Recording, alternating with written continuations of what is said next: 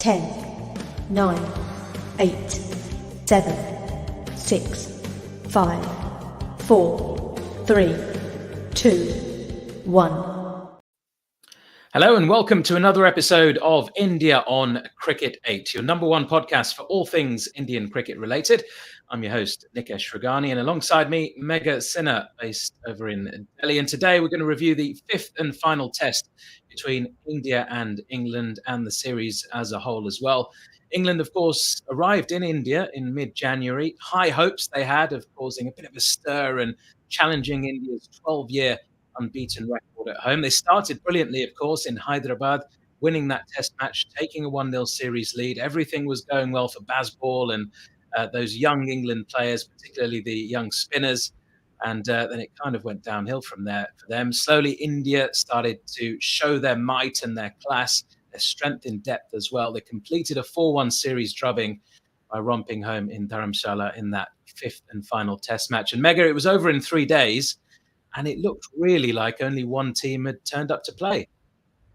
I think that's pretty much been the case since the third test, and obviously, even in the second test, of course, India won that one, but England obviously had their heads held high. But post that phase where England were 224 for two at the start of the third day in the third test, it's all gone downhill for England. There've been phases when they've dominated, but brief, and they've not been able to capitalize. And rightly so, Ben Stokes alluded to it and expressed his regret over the England team not making the most out of those tiny openings that India gave it, because India doesn't give a lot of openings when it comes to test matches in India.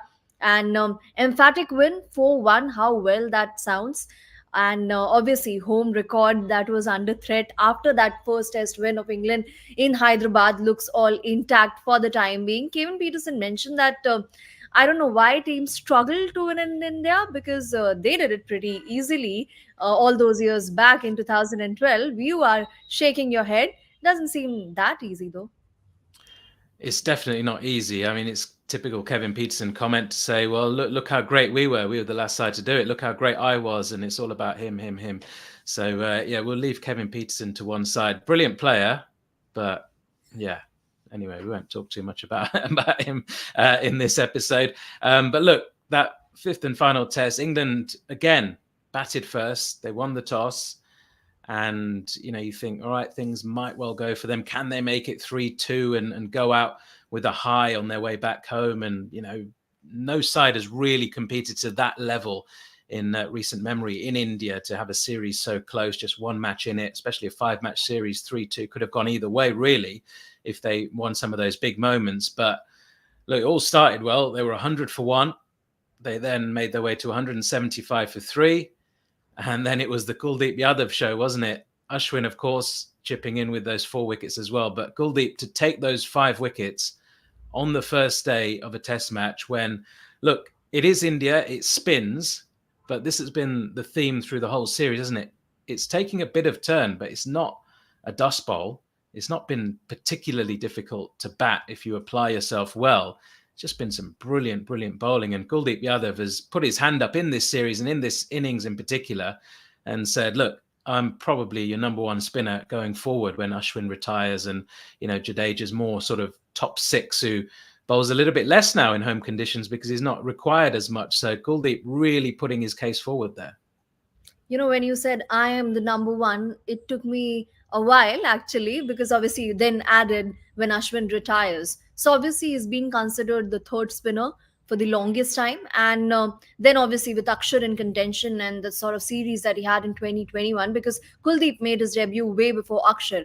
But in the pecking order, obviously Akshar later started coming ahead of Kuldeep. So then there was no room for Kuldeep, because you cannot fit in 4 spinners regardless of the conditions. So you remember that Bangladesh test, the first test, he bagged the player of the match and then was dropped for the second one. And eventually, in the hindsight, that decision was proven true, broadly correct, because Ashwin and Akshar chipped in with the bat and helped India in that clutch chase. So Kuldeep, just because of his batting, because there was no doubting his abilities as a bowler, even when for a brief while in between he was struggling. So then it came to, could he contribute with the bat? Now that box also has been ticked. We come to it later, but purely as a bowler and how he has kind of improved his abilities. That is just phenomenal. Didn't get a look in the first test, but once he got that chance, he never really looked back. And even that turnaround in the third test, how important Kuldeep was with Ravichandran Ashwin not around. And he didn't get off to a great start because he was taken for plenty when Ben Duckett was on song in full flow. But then after that, Kuldeep, once he clawed his way back into the series, there was no looking back. Since then, he's proved to be absolutely lethal. And coming back to Dharamshala as well.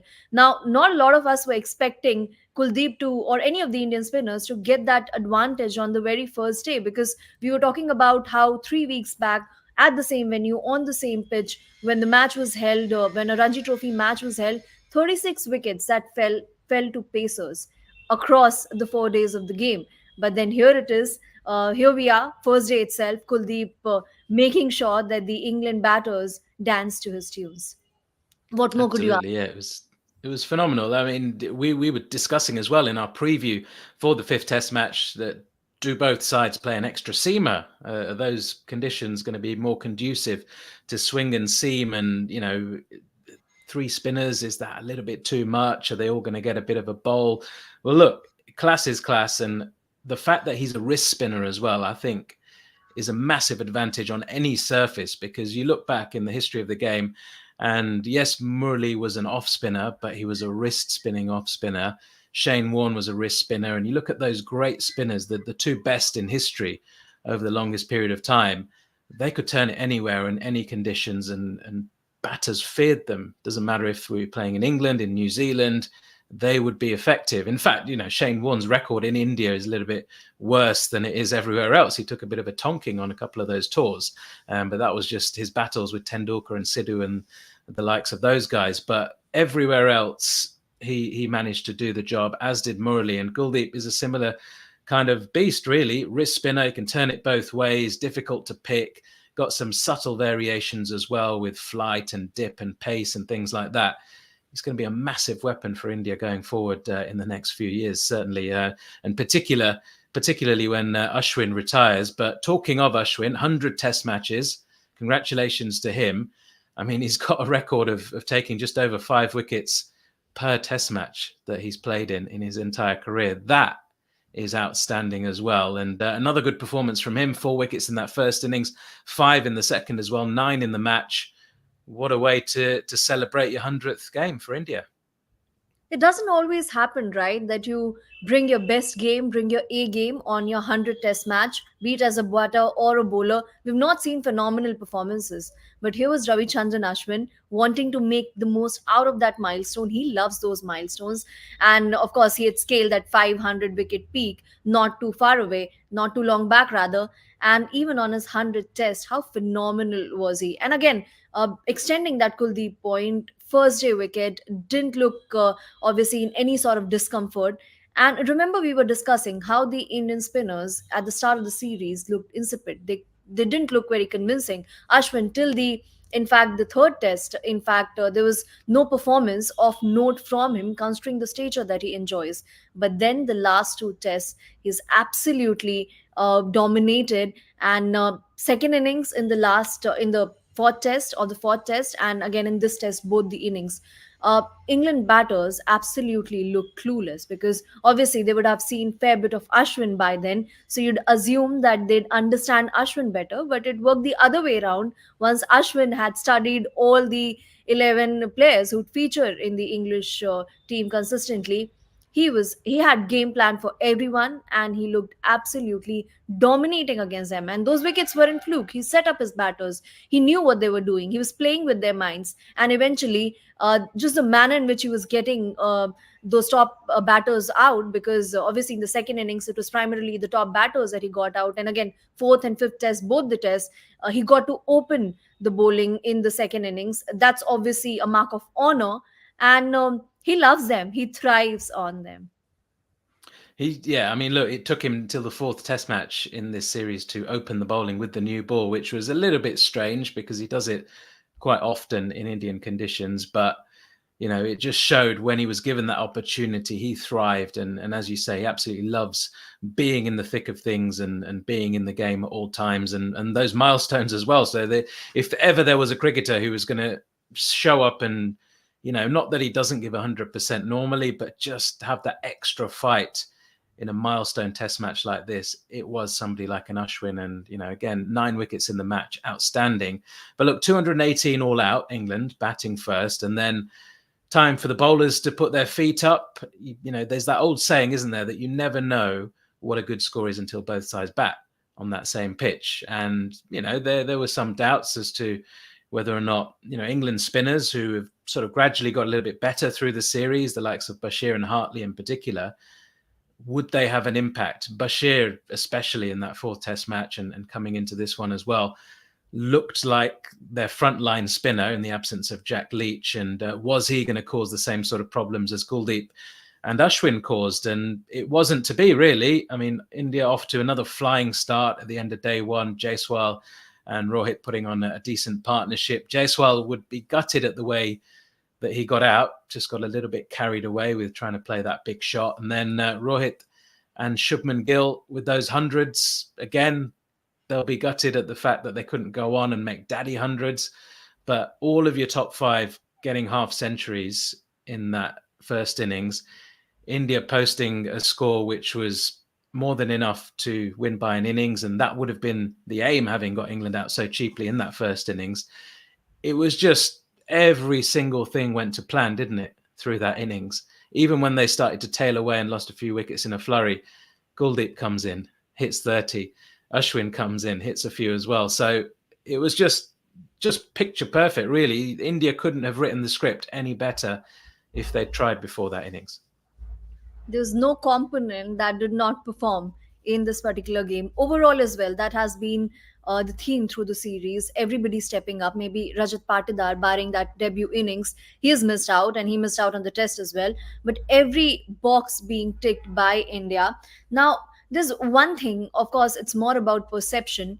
As soon as India scored those runs, as soon as India got off to a flyer, you probably knew this was coming, because just the perception that Bazball had created with their exploits in the last 2 years, the perception that had built, that was beginning to fade away. I'm not saying that it will not be as lethal as it has been in the past in the future, but then just for this series, now when they lost that second test, they obviously still had their heads held high. Anderson still claimed that England could chase 600. So I mean, that fear that they had managed to seep in the minds of not the opponents, but at least the fans of the opponent teams, that still existed. But maybe, and obviously that was strengthened after India had scored mammoth first innings runs in the 3rd test, and then Ben Duckett scored those 150 runs, and England at one point was 224 for 2. I mean, we keep talking about this figure because probably midway through the series, it marked the turning point in terms of perception as well. There was a perception shift too,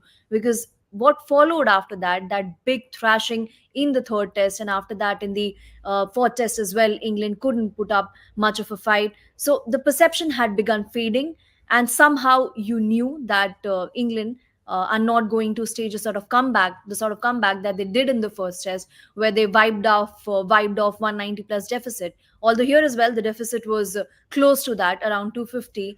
But then that was going to be too much, and maybe an innings defeat on cards, and that's what we got to see. I'm just talking purely in terms of perception, because that is something that baseball is about. Do you sense a shift? Yeah, I mean, look, this whole Bazball argument, it's like, what is Bazball? It's something that was made up by the press. It's not something that the team had any control over and all that. So basically, Bazball is whatever we want Bazball to be, right? England have their certain style of play. Yes, it's not necessarily all about just trying to bash the bowling when you're batting and try and, score runs quickly and just hope for the best. There has been a little bit about that, a little bit of England's play, which would suggest that it is about that. But look, overall, I think they're developing, and you can tell by the way Brendan McCullum spoke, particularly after that 5th test, where he's resigned to the fact that, look, they got a lot wrong in this series, and there's certain areas of improvement that are drastically needed if they're to perform. And try and compete for a place in that World Test Championship final, which looks a long, long way off at the moment. I'm not sure mathematically what the permutations are. Still a long time to go, of course. It's evolving, but look, this is just India playing their way in their home conditions. We've seen it time and time again. They weren't bothered by what the opposition did, and I think that is the key thing to their victory in this series. And even in that first innings, it was just business as usual. You know, new debutant comes in, Devdutt Padikkal hits a 50, and even the way Kuldeep was batting, we'll go back to that as well, 30. And it wasn't just the runs that he scored, it was the way he scored them. His defense looked solid. When he was getting those loose balls outside the off stump, he was leaning back, cutting the spinners really well, picking the gaps, running hard between the wickets. He really, really has improved. And we've got a comment in here from our colleague, Jared Kimber, who has said, can Kuldeep bat at number 8, not full time, but occasionally at a pinch? I mean, a good thought. Maybe in Indian conditions, I would argue that could be possible, but I'm not quite sure about how that would necessarily work in somewhere like England or New Zealand. Your thoughts on that? I really like overall looking at the bowlers that India has. For the longest time, we kept lamenting over the fact that India does not have, maybe beyond Ashwin and Jadeja, bowlers who can chip in with the bat. In case of Kuldeep, it came to survival because he realized the reason why he was sidelined all through this period, and he made his debut way back in that Australia series 2016. So all these years the reason he was sidelined was the fact that he couldn't contribute with the bat, and his coach as well mentioned that this is something that he began taking seriously recently, because again, you never know how long Ashwin will go on with his level of fitness, test match fitness, bowling fitness, of course. So he could go on for like how long Anderson has gone on. Ravindra Jadeja is supremely fit. Akshar Patel is relatively young. Kuldeep Yadav, obviously, he's way younger than the first two that I mentioned. So he couldn't have relied on them retiring at some point or them going out of form, because they've been consistent for the longest time now. So only option that was left in his case was to work on his batting, because as a bowler, like we've already harped upon, that he was always reliable. He always brought that X factor. So the only thing that was left was for him to work on his batting, and he did put in serious work in his batting. And through the course of the series, the way he's enhanced his reputation, because earlier maybe he could come and slog and score some runs or defend like it was nobody's business, defend nonstop. But right now, his defense looks solid. I mean, that might be too much to say about a batter who's just a tail ender, who's just a night watchman, not even a night hawk. But in any case, Kuldeep Yadav has really grown in stature. And you never know, maybe some years down the line, we'd not just be talking about him as a bowler, but as a batter. But yeah, talking about the position that he bats in also depends on what lineup India goes with across the conditions. And we're really privileged that our comment section is honored by a question from someone who himself is so analytical. But yeah, it's a fair question. In Indian conditions, I think it can be considered, but when India tours overseas, I have my apprehensions over it. Of course, yeah. I mean, early days yet, but things going well with the bat for Kuldeep. Thanks for your comment, Jared. And remember, if you are watching live on YouTube or on Facebook, you can get in touch with us. Just leave a comment in the comment section, and we'll try and get to that as soon as we possibly can. So, look, India completing the job in the second innings. Not much to say, really. We've touched on it. Ashwin with his 5 foot in his 100th test, and it was almost like England couldn't wait to get out of there quickly enough, really. Maybe off to the golf course in Abu Dhabi again, do you think? Or maybe home. They've been away for a long time. But look, it was the series as a whole. Jaiswal, Yashasvi Jaiswal, coming into the side in recent times within the last year and making that spot his own at the top of the order. More than 700 runs in a test series, just the second Indian to do that. Sunil Gavaskar's done it twice, of course, his debut series in 71 against the West Indies, then a few years later at home against the same opposition as well. No other Indian has done it. I mean, yes, you could argue that not many have played in test series which have been longer than 3 or 4 matches. And this, of course, being a 5-test series, gave somebody like Jaiswal that opportunity. But regardless of that, 700 odd runs in 5 test matches, just brilliant. And for somebody of his age as well, just to keep churning and churning and show that maturity, take that responsibility at the top of the order, just to get India off to those good starts, which we've seen is crucial in this series. Get off to a good start, everybody then follows suit, the morale's good, the momentum's good, and he just makes it look so easy, so beautiful to watch when he's in full flow as well. Absolutely in command, reads the length early, knows whether to rock back on the back foot or go on the front foot, looks compact. And that's what you associate that Khadu style with, the Mumbai batsmanship with. But otherwise, as well, beyond that, the way he dominates the opponents, the sort of fear he's in a position to instill in the minds of the opponents, that's mind boggling. And he's just 22 years of age, but generational talent, that's not a tag that gets accompanied with everyone in Yashasvi's case, right from the time when he was playing school cricket in Mumbai to the time he broke into the under 19 team, there was that tag accompanying him. There was a lot of expectation around him, and he's absolutely living up to it. He announced himself with that thunderous ton in West Indies. South Africa series was relatively lean, and of course there were questions being raised because more so after the first test. Now there is no way to hide, there's no place to hide when the team loses and loses so comprehensively like the team did in the first game. So obviously Yashasvi's position was also immediately questioned as to whether he had the wherewithal to succeed in conditions that were not Indian or not similar to the subcontinent. But then obviously that test would remain, and that test would come later. But the way he's performed in the series, and 1,000 runs already to his name, we talk about getting off to the mark in test cricket, getting that test cap, all of that is so big.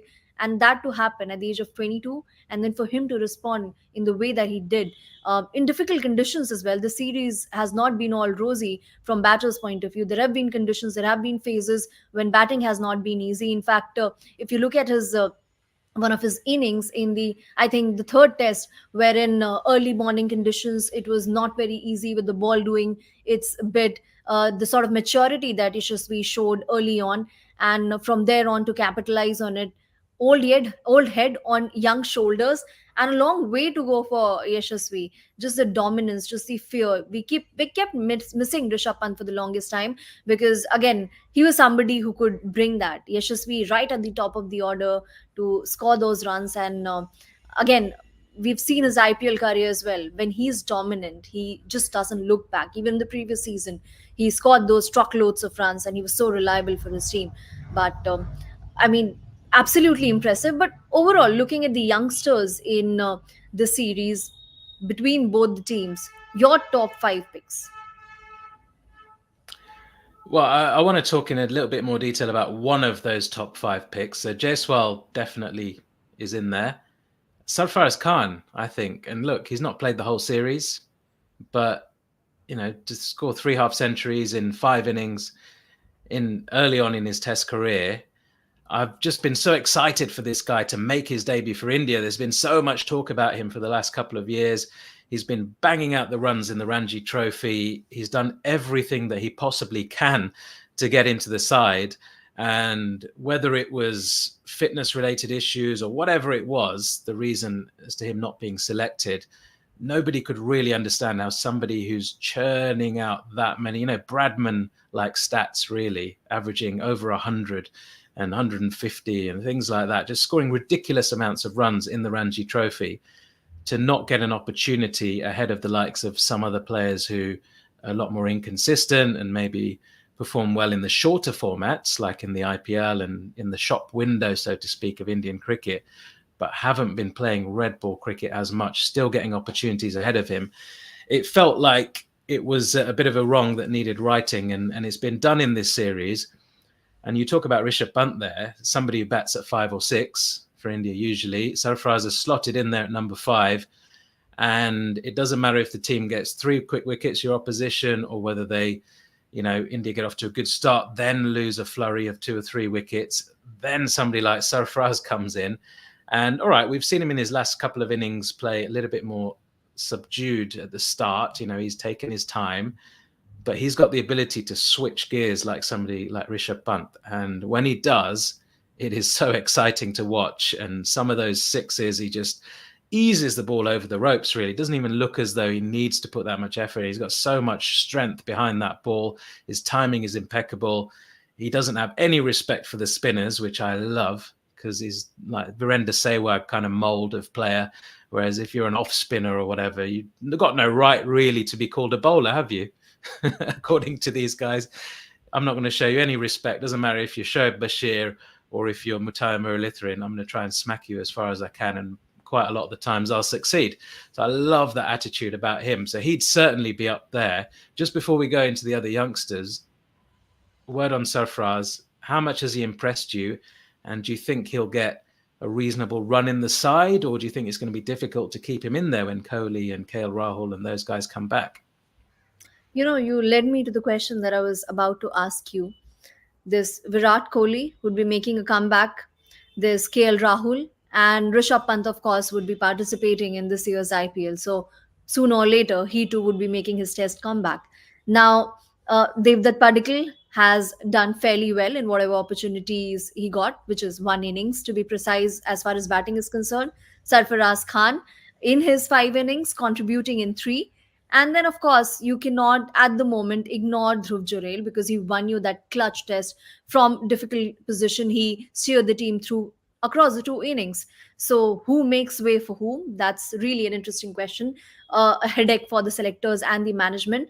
But talking about Sarfaraz Khan, now, obviously, again, another player who's come through the ranks of school cricket. You know, he's spent hours and hours playing domestic cricket for the longest time, come through age group cricket. I mean, he's taken the traditional route. It isn't like he played 1 year of good IPL and he got that IPL contract and then he straight away was taken into the Indian team. He's had to grind it out in the domestic circuit before that age group cricket for the longest time. And I remember even in the under 19 World Cup, the sort of maturity that he'd show, because this is 2016 edition, he was the batchmate of Rishabh Pant.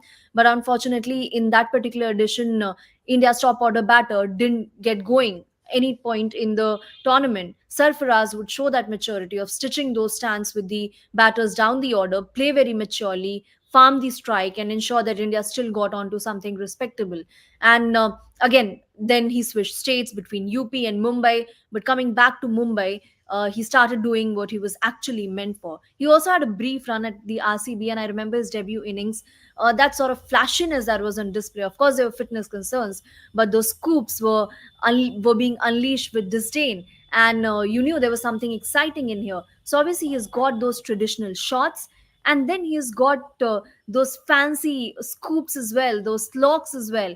So he can unleash them whenever he wants to, and that's same with Jaiswal. He's such a proper cricketer, but when he wants to, he can also go for those crazy shots because he's played enough of the IPL and has honed his skills. So, I mean, how tantalizing it is, how pleasing it is to just wonder what if these two players go on to realize their full potential by and by. In fact, I had the opportunity to see Sarfaraz's father, and he was absolutely a proud man. Mr. Naushad Mushi doing well at the Under 19 World Cup, also in the domestic Ranji Trophy, and now Sarfaraz beginning to realize his potential, beginning to get those chances.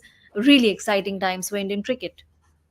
Yeah, it just shows the strength in depth really that they have. And talking of that depth, you know, wicket-keeping position was much talked about coming into this series. KS Bharat seemed like the only viable option in the absence of Rishabh Pant. But in comes Dhruv Jurel, another one of my top 5, I'd say. Shubman Gill probably had a shout of being in there, but given his experience and the fact he's been doing it for, 2 or 3 years now at the top level, I think Dhruv Jurel deserves a place in that top 5 of sort of younger players or newer players coming into this level and performing well, showing that he's basically a match winner. The 100 odd runs that he scored in the previous test, absolutely crucial for India's chances of winning that.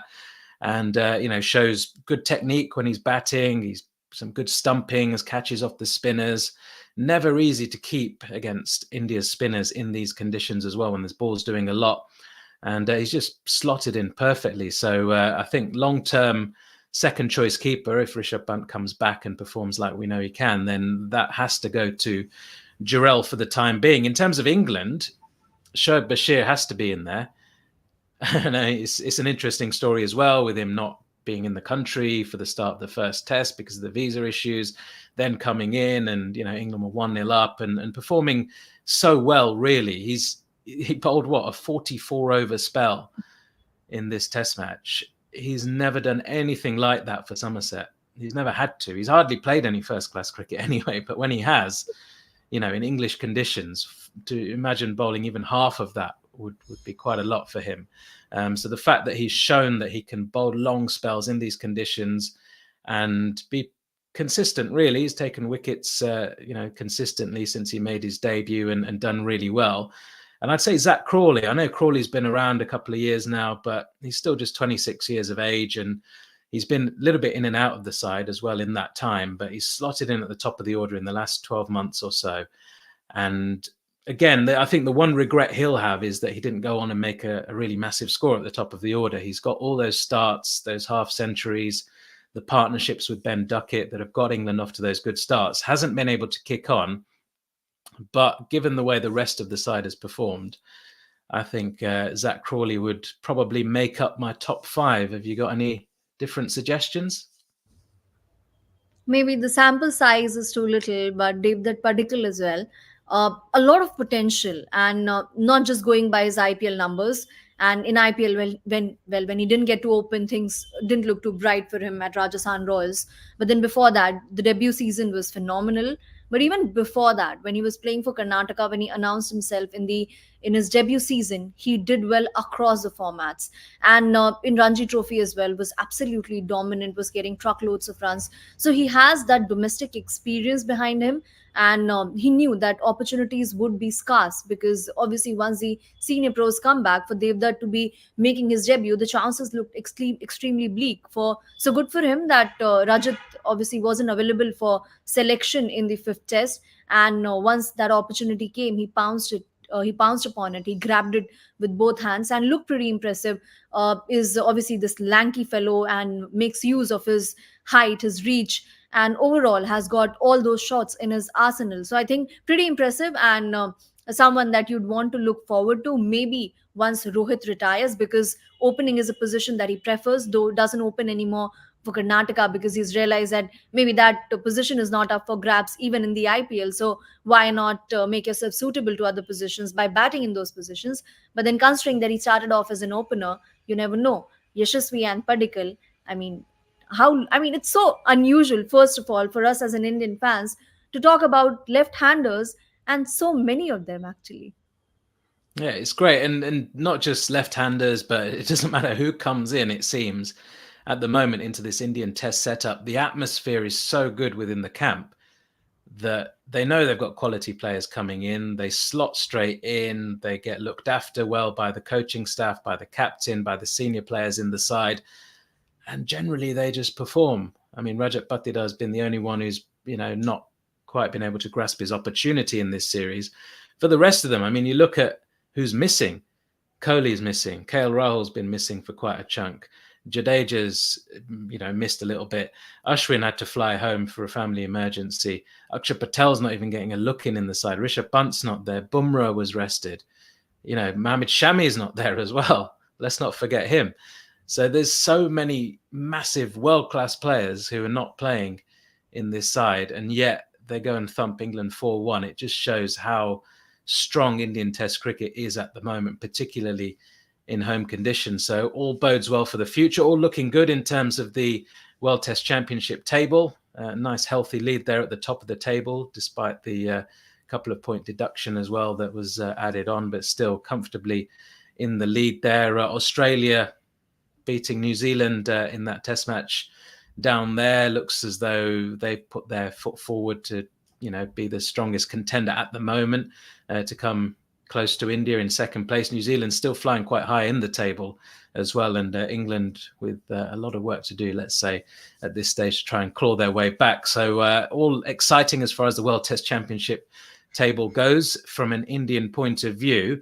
I suppose the question is, what the hell are we going to do now that these, particularly for me, getting up at 4 a.m. Yeah, it's not nice getting up so early to watch Test cricket, but when India are playing well, it's, it kind of gives you that extra buzz to something to look forward to in the day. No Test cricket for a while now. IPL is still, just less than a couple of weeks away. So there's that to look forward to.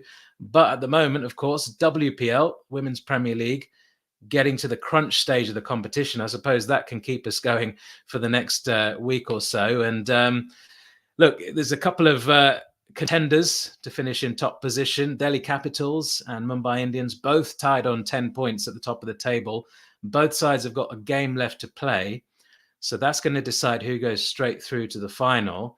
And then in terms of the eliminator, whoever finishes second will be up against either the Royal Challengers Bangalore or the UP Warriors. And they've got a game left as well. So all to play for with one game left in the competition. And I suppose with a competition like the WPL, it's new, it's just its second season. To get that excitement going, you want matches at the end of the group stage to mean something. And sometimes in the IPL, they don't, do they? We've seen that in recent times. And people kind of lose interest for a couple of weeks until the playoffs kick in. This is really exciting now, isn't it? We don't know who's going to finish top. We don't know who's going to finish second, third. It's great stuff. In fact, the format ensures that the excitement remains till the end, because there's premium attached to finishing at the top of the table. You go straight through, and then obviously, so both the teams that we're talking about, DC and MI, at the moment locked at the 10 points mark. So that makes it really exciting, because there's still so much to fight for at the end of the league stage. And similarly, the clash today is going to be so crucial as far as the number 3 spot is concerned, UP and RCB. And when it comes to RCB, of course, there's that baggage of history as well, which no matter what, across the two tournaments, whether it be WPL or IPL, that is something that gets exchanged. And you could see that picture of Smriti Mandhana consoling Richa Ghosh and all those faces, and that's something that we've grown accustomed to. But there's still hope left for them, and there's still a chance. They're still in with a strong chance. So it really sets it up nicely. And you trust MI to bring its A game in important clashes, because again they have a history of doing that. But DC, on the other hand, although in IPL have always struggled against MI in important clashes, but they've got somebody, a skipper, who knows how to rise to the occasion, who knows how to do well when it comes to clutch matches, and to spearhead a team in such crucial clashes. They've got some gun players, Mumbai Indians, as well, haven't they? I mean, Harmanpreet Kaur, of course, you mentioned. Hayley Matthews, another favourite of mine, just a brilliant all-round cricketer. Nat Siva Brunt. It's almost like they've mirrored what the Mumbai Indians men's team has tried to do for so many years, just have that star-studded lineup. But look, little soft spot for the Royal Challengers Bangalore. Smriti Mandhana at the top of the order there. Probably my favourite cricketer across women's cricket. And, bit of the Sourav Ganguly kind of style, opening the batting and hitting over the top to the spinners and all that. Look, everyone's got their favourite teams. Prediction from you? Who's going to finish top? Who's perhaps going to win? You've put me in a spot, but it's pretty good for RCB that she's been in great form this year, because last year, of course, her struggling, that mirrored RCB struggles as well. But this season got off to a great start, had a bit of a stutter in between RCB, and then since then have clawed their way back, are still firmly in contention. But going by history, and I'm sorry, I'm driven by it at my conclusion, I think MI versus DC is what I'm expecting to see in the finals. And beyond that, I think it's very difficult to predict, although I'd give Meg Lanning my support. So how about you? Yeah. Which team are you rooting for Being beyond from that? Delhi, I'll just go for Mumbai then. If you're going for Delhi, I'll go for Mumbai. Hayley Matthews to hit the winning runs in the final. I'll even go into a bit of detail for you there. And listen, I got the India-England Test Series prediction right. I said 4-1. Oh yes, oh yes. 1-0 or 0-1, I should say. It wasn't looking too good, but I stuck to my guns. I said, no, India are going to win the next 4. It's fine. It'll be exactly as I predicted. And there you go. So 100% record on this podcast so far. Let's see if I can be proven right once again with the Women's Premier League final. Of course, once that does conclude, we'll be back with you to talk through exactly what happens in the playoffs and in the final as well. And we'll continue to look ahead to the IPL as well in future episodes. So do make sure you join us. Do subscribe and like to our page, whether it's on YouTube, on Facebook, whether it's the podcast feed via your podcast provider, whoever you're using, Spotify, Apple, wherever it is, Google. Just make sure you hit that subscribe button, and we appreciate all of your support. We'll be back with you soon. But for now, from both of us, it's goodbye.